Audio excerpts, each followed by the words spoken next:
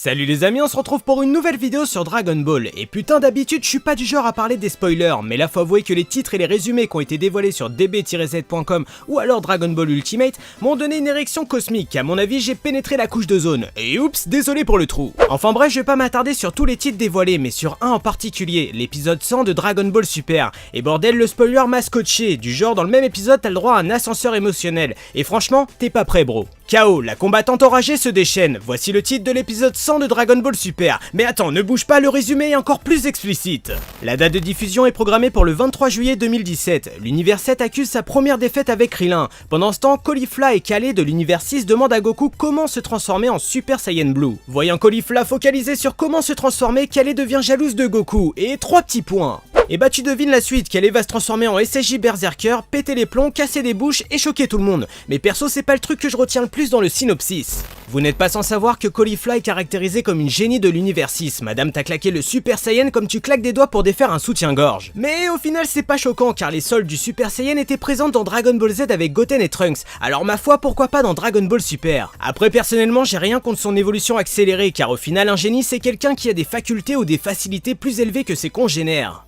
Et je conçois que pour certains c'est de la merde ou trop précipité que Caulifla maîtrise le Super Saiyan 2 en 2-2. Mais après qu'on se le dise, le Super Saiyan est mort avec Dragon Ball Super. Car à l'heure d'aujourd'hui si t'as pas le SSJ Blue, bah t'as pas le droit au chocolat de boue. Donc à mon avis que tu le veuilles ou non, Caulifla aura sûrement le SSJ Blue. Elle a déjà le titre de la première femme Super Saiyan. Alors autant faire la première femme Super Saiyan Blue. Et qui dit Blue dit en théorie rituel pour passer le stade du SSJ God. Enfin, à part si tu t'appelles Vegeta. Car au final dans le tournoi du pouvoir il y a assez de Saiyans pour faire une ronde, se tenir les mains, se mettre en direction de Namek et chanter Oh mon Godo à ce jour, écoute les Saiyans,